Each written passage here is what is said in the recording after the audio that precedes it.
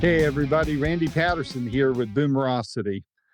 A year or two back, I had the privilege of talking with just otherworldly guitar player by the name of Steve Vai. Of course, if you've been in rock and roll much at all, you know who he is. He was in Crossroads with the movie Crossroads about blues players. He was the devil guitar player, and he went on to play in David Lee Roth's band, so on and so forth. And of course, we got to talk to him about his then new album, and Violet.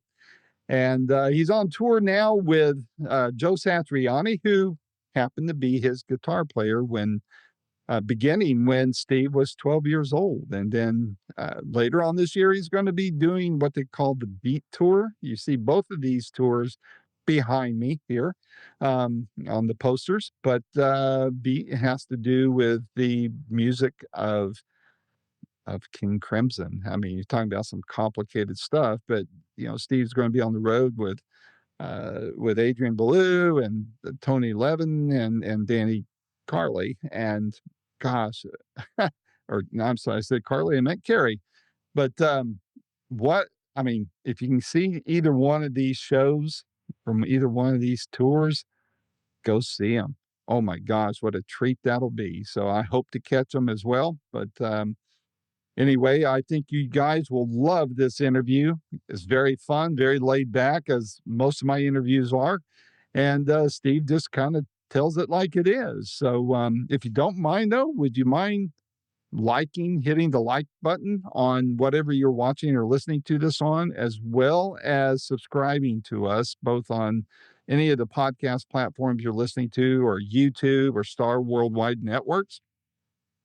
And would you also share it with your friends? None of this will cost you anything. It just helps us out a lot. So if you would, that would be a huge, huge help. So without any further ado, here is my second interview with the great Steve Vai. Until next time, this is Randy Patterson with Boomerocity. Take care. Hey, how you doing there, Randy? Hey, Steve, how's it going? Good. I've been so nervous after what happened last week. I've had 3 interviews this week. All 3 of them worked. No waiting room problems. I'm thinking I'm going to cuss a blue streak if I have a waiting room problem again. And so we're working. No so worries. good. What's funny is, I'll tell you what's funny was I had put this interview down for yesterday. Oh, no. I had it in both places, because I had a day off yesterday, so I didn't even look, because I never booked press on days off, and I got back with my kids and wife, and I looked on my calendar. I went, oh no, I did it to him again. No problem. And if you had, it wouldn't have been a problem. So, yeah. Hey, before I forget, you better not be setting me up on this, but Tiny Coo says hello. You must have got that from Matt Bissonette. I sure did. Saw him last week. He was on the road with REO Speedwagon after. Oh, really? Yeah, the Elton John tour is over with, and Cronin asked him if he could fill in. Perfect. Matt is just, besides being a really great guy, he's just a phenomenal player. He can sit in. He plays the perfect parts for all situations. Really great. Yeah, he and I have become fast friends. We were introduced to each other by a mutual friend, Ryan Richardson, up in Canada, and Matt and I just hit it right off. I'd met his brother like briefly. His brother wouldn't even remember this, about 8 or 9 years ago at a Ringo tour. I was backstage on that, and but Matt and I, we just hit it off, laughed and cut up, and cut a video to post on Facebook for Ryan, since Ryan was one that introduced us, and just spoofed some things there, like Matt mad at him for giving me his phone number and all that kind of stuff. So we just had a blast with that. Hung with some of Springfield's band too, and all right here in Knoxville, which I'm going to jump ahead of my questions. How come you guys aren't coming through Knoxville on this tour, or on the Beat one? That's a good question. It's when we book tours, I don't book them. I just tell my agent I want to go on tour. And there's probably 100. If I do 100 shows in America, I feel like I've got covered some ground. That's like a good tour. Do 40, 50 shows and then come back out a little while later and do the secondary markets. Mm-hmm. But this Satch tour, we're not saturating the United States yet. Right. This is kind of our first round, but Mm-hmm. the Beat tour, it's the same thing. It's the first round and we only, this first leg is 40 shows. So certain markets, it's based on routing. It's based on availability of venues. Right. It's based on which promoter is going to buy the show. It's very Right. complex. Yeah. And I kind of Herding stay out cats. of it. Yeah, I stay out of it. The only input I give is, can I get a day off in Chicago? Or, can I get a day off in Boston? Yeah. So, That's where you're at now, right? You can't. Yeah. Yeah. Well, when I look at tours coming around, first of all, I look and see if they're going to be here in Knoxville. I'm in the Smoky Mountains just east of it. But then I thought, all right, if they're not hitting there, are they hitting Atlanta? Are they hitting Asheville? Are they hitting Greenville, South Carolina? Are they hitting Nashville? But Nashville's always tough it's only 4 hours from where I live, but all those insiders there, they get the tickets first. So I look. Well, when I do a tour, I usually eventually get around to everything, including Knoxville. I'm pretty sure I played there on my last In Violet tour. Yeah, yeah. Well, I think I was out of town when you did, or otherwise I would have been hitting you up on that. But Knoxville's a nice little secret, Yeah, I like it. It's a lot of fun. So tell me about this. You're going back to back, man. You're doing this Satch tour and then Beat. So I'll try to keep it all straight, but tell me what's going on, man. Well, anything I tell you can change at any time. Sure. Obviously, just like in everybody's life. But as things are looking right now, Joe and I kick this tour off as almost like a G2. Where Joe I play an hour and Joe plays an hour, and then we come out and jam, and we're playing a new song that we recorded. And after they started booking the tour, the idea came up to, why don't we have some new music that we can play? Mm-hmm. So, Joe and I went to work and we came up with 3 really nice tracks, and we released one of them, The Sea of Emotion Part 1. Mm-hmm. And cool video, by the way. Funny video and all, And we're going to be out until May, and then I'll be in prep all summer preparing for this Beat tour because the music is ferocious, Yeah. And Joe's going out with Sammy. Oh, I didn't realize that. Okay. Yeah, they got a big tour. They're doing kind of a retrospective on Sammy's career, doing Van Halen music and Chickenfoot and Sammy stuff. So Right. Joe's, got to prepare for that. And during the making of the new music that Joe and I were working on, it was just going so well, and we really felt like, yeah, man, we got to flesh out a whole record here, and go out and hammer it, Mm-hmm. But I've got Beat in one hand and Satriani in the other. It's a good problem to have, Good problem to have, very much so. It's wicked, Yeah. So I'll be out all fall with Beat, and then beginning of next year, Joe and I will finish the record, and then the second quarter, there's talk about more Beat shows. I don't know yet. We don't know scheduling for everybody or Right. not. You kind of throw a dart in the air, and with bands like Beat, it's sort of like G3 or Generation X, where there's many other people that have other bands and other schedules, that you got to work around. I mean, with Beat, we have Danny Carey from Tool, Mm-hmm. Mm-hmm. and he's just the most perfect drummer, for this, and he's got a pretty big schedule too. So, but we love the idea of the Beat band, and we're going to try to do as much as we can. But going into 25, I have a lot of time booked with Joe on tour again. Mm-hmm. And so we're just trying to fit this in, but I'll be like touring solid for the next 2 years. My goodness. Wow. Yeah. Is any of the, I don't think it is. I'll say this up front, but I know right when things lifted from the pandemic, there was a lot of chaos in the planning side of the business because of, a lot of fans don't realize it, but musicians go back. Oh, we were just talking about Matt, the Elton John tour being over with, and then he's filling in for REO. But when the pandemic lifted, everybody was trying to make good on their contracted dates that had to be suspended during the shutdown.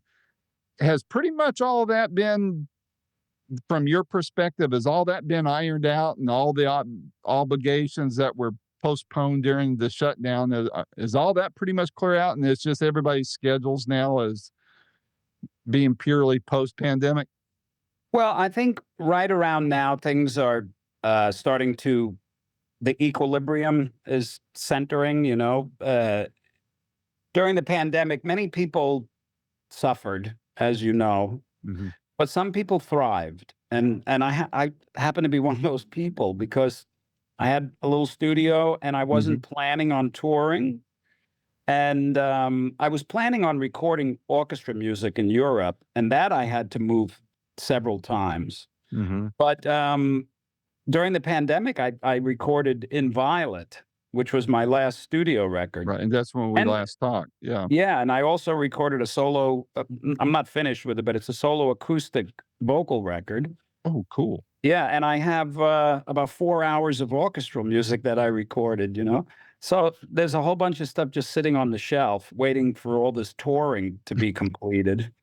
But the first tour that I did after the pandemic was the summer of 22, and that was a big, big year for touring because everybody that wanted to go out in 2021 and 22 was all going out in 22, and we went to Europe, which is the busiest summer touring season, and it was madness. I mean, it was the most challenging tour ever. We did about 2.5 months in Europe, and it was just difficult because things like buses were hard to find because they all sat for 2 years and fell apart, and there was no drivers. And the venues were hard to find because everybody was out. Mm-hmm. So, but you navigate through it, and we got through it. And then I did America, and then I went back to Europe, then I went back to America, and then South America, Mexico, and then we did the whole Pac Rim. I did 6 shows in China, and then Australia, New Zealand. I went to Bahrain and India, and My goodness. it was fantastic. And then we finished at Christmas, and then I kicked off on January 1st again. Dadgum. I need to find out what kind of donuts you're eating, man. That's an incredible energy. They've got vitality in them, I can tell you that. Vitality. That's an album name there. Vitality. Diabolical vitality. So, I mean, this thing you're doing with Satch is and I'm sure you've had to be asked this question a million times, but do you find yourself when you guys are on stage, you kind of look over and you're thinking, does my teacher approve? Because he was your teacher way back when. And so is there any part of this that, as great as you are and renowned as you are, is there still some of that residual stuff that goes, is that okay? That kind of thing. Yeah, it's ingrained in me because I started taking lessons from Joe when I was 12. And they went through my teenage years, basically. And those are very impressionable years. And Joe was like a god in my town. And also, to me, he was the answer to the secrets, and he was very strict. And he taught me, he shared everything. And the most important thing for me in my life at that time was my guitar lessons. I cherished them, I protected them, and I made sure that I knew them wholeheartedly. And as I'm working on my lessons, I'm thinking, is this going to be good enough for Joe? Because he was my teacher. So that kind of mentality just stuck, And so there's 2 people that I kind of use in my psychological practicing, and it's Frank Zappa and Joe Satriani, because they always represented excellence. They always demanded excellence. And so all through the years, sort of, it's just like a reaction in the back of my head. Is this, good enough for Joe at one of my lessons, or is this good enough for Frank if I play it for him, you know? So they've been very helpful through my whole life.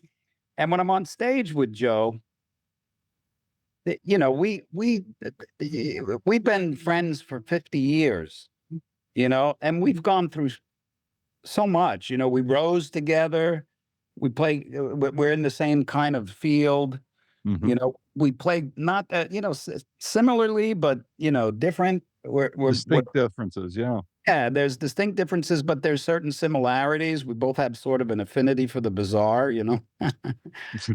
But when I'm on stage with Joe, there's nothing like it, and there never has been really, because all those years of taking lessons with him, a lot of the lessons would just turn into these long, glorified jams. We'd sit in his backyard. We wouldn't even be plugged into amps. We'd be back to back for like, I remember once it was 6 hours, and No, wow. you're just listening, you know, and you forget who you're playing, you forget everything, and you're in that intimate space of listening and responding. And Joe is so, his ears are gigantic, you know. I mean, his musical ear is stunning, and he knows how to listen and work with you. You know what I mean? Mhm, mhm, So that was fun when we were kids. I never quite had it again like that. I've played with many, many people, mhm. but that connection was never really there. Now that I'm doing it again with Joe, and we've done it before, but it was usually like a G3 setting or something. Right, right, So that it wasn't, which was nice, but it wasn't just me and him locking psyches, you know? right.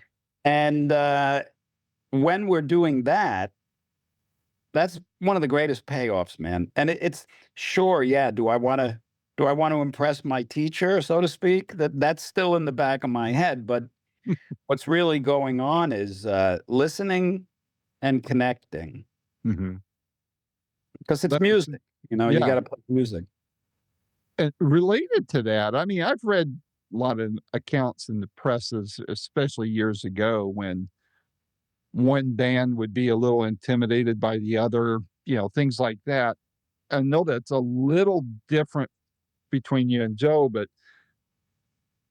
over the years, what I'm noticing is there's a lot less of that among artists.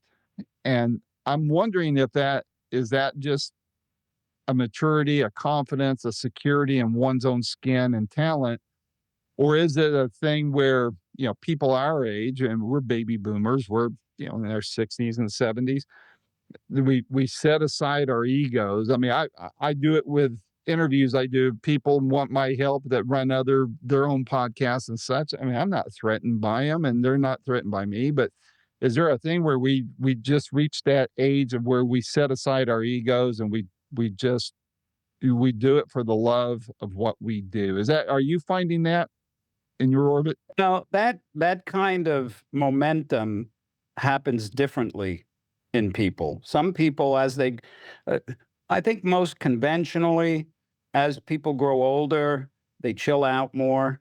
Hmm. You know, they.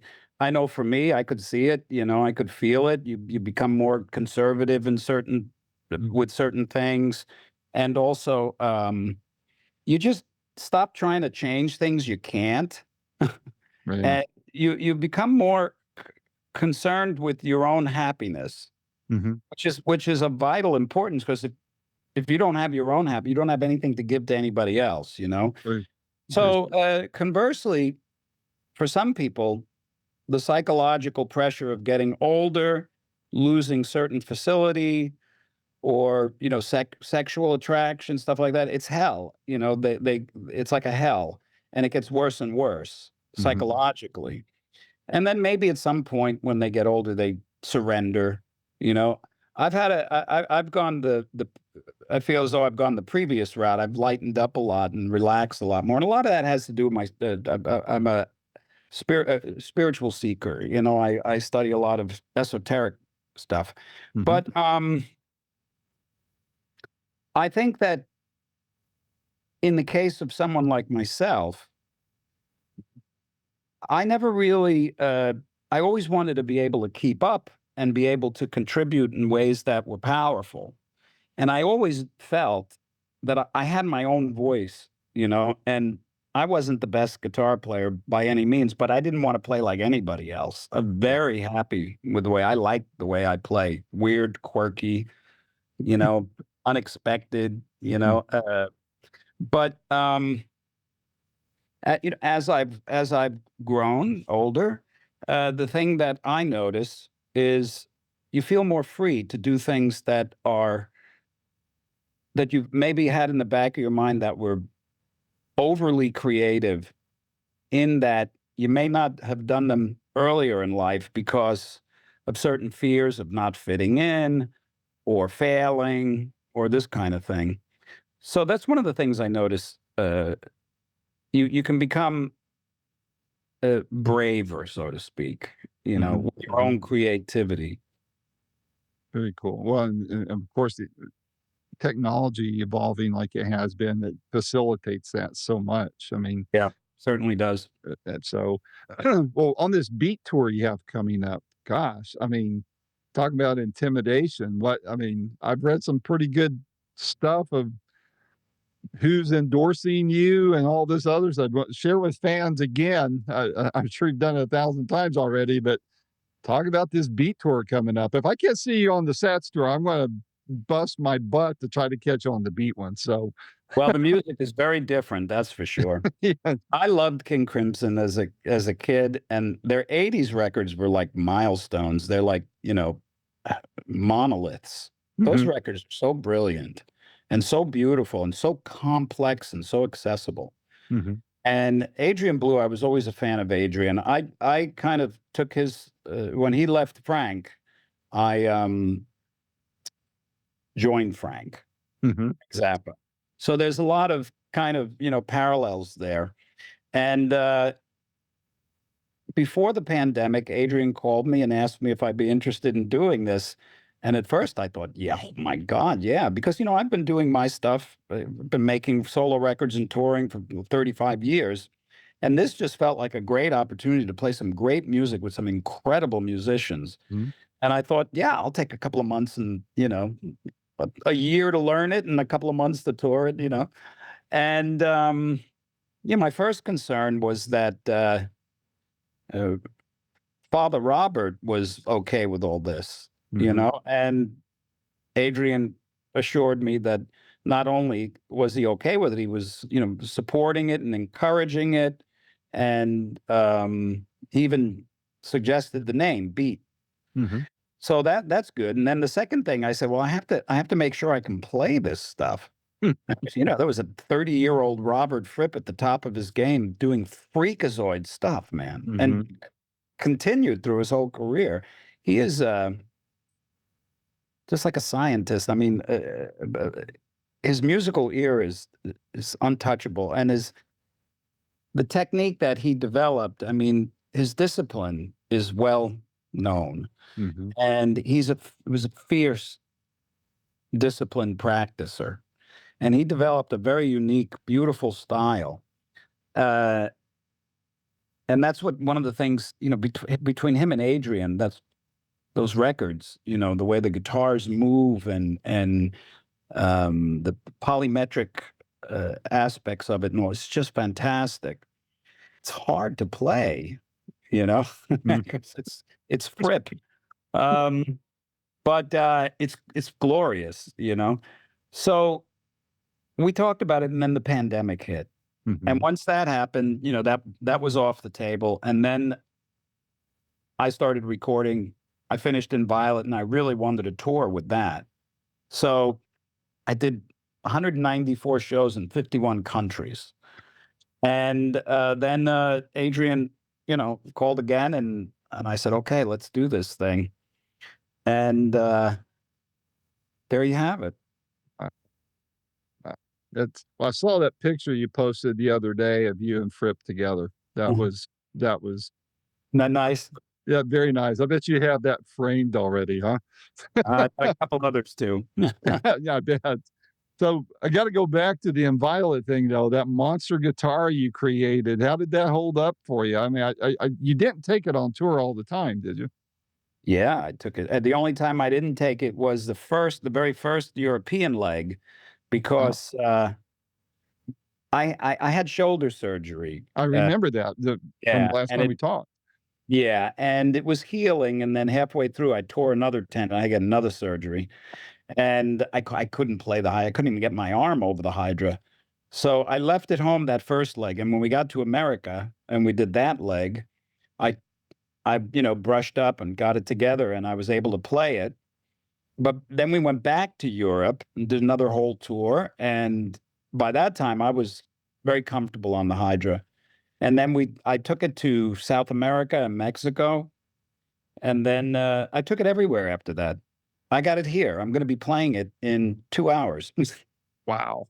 My goodness. So please tell me you have a backup to it in case something happened, because it's not like you've not had problems with Yeah. guitars disappearing in the past, right? So Yeah, I'd be surprised if somebody tried to hike the Hydra. that's But not I do have it. exactly inconspicuous, right? Yeah, right. When we were building it with Ibanez, there was a point where they made a prototype.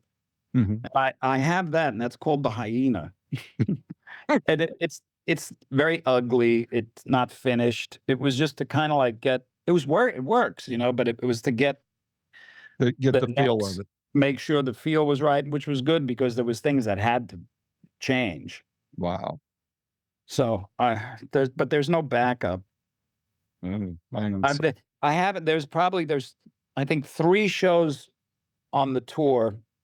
Besides the first leg, out of the 194 shows, there was 3 shows I couldn't play the Hydra. One was because it just couldn't get shipped in time to one of the dates in Mexico, Mm. because it's impossible to ship it. I mean, you can't put it on a plane. You got to send it cargo in a carrier.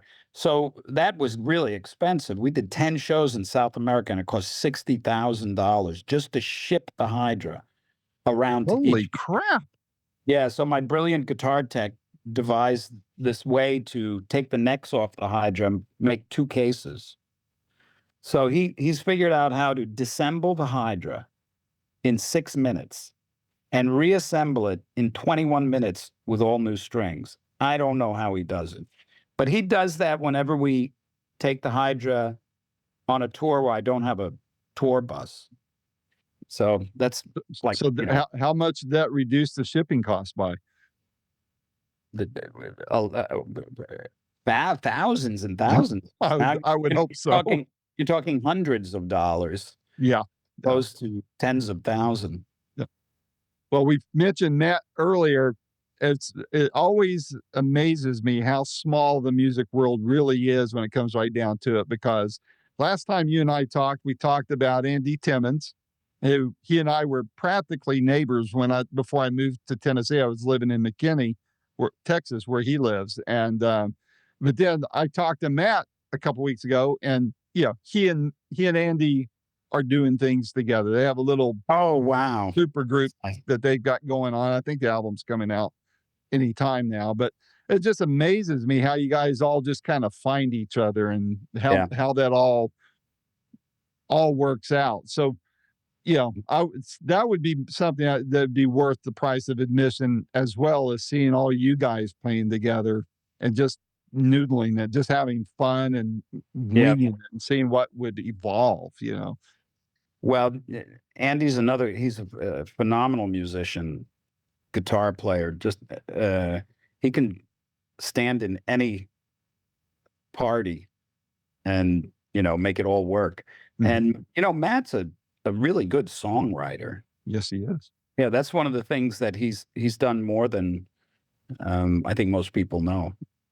Have you seen his new program that he's got on YouTube? No.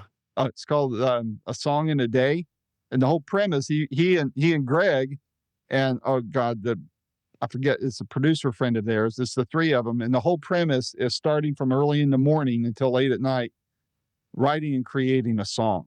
And they've done one with Rick Springfield. They did one with Cronin, REO, and they're great. And I said, you're going to have to do one with with Steve Vai if you're going to be doing this I'd stuff, love to man. do So, something like that with those guys. but check him out, man. It's on YouTube, and it's if you just put "Song of the Day" and Matt Bissonnette or Greg Bissonnette, you'll find it. But it's a fun thing to watch. I think you'll get a kick out of it. Wrapping it up, I know you got things to do. What else is on your radar for this year? You mentioned the tours. You want to get back to some of your music. You got anything else going? You're going to be working with anybody else that you haven't mentioned already? Oh, and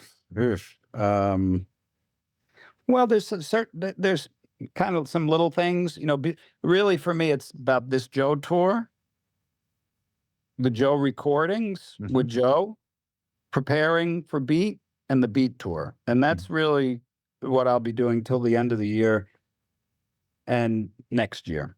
There's little things that come in. I got some work I'm going to do in China. Sorry. Some work in China, the TV shows and stuff like that I might look into. So, yeah. Oh, fun. But other than that, no, I'm digging my heels in. I'm turning my email off. I got to go off grid. Learn this music. Yeah. There you go.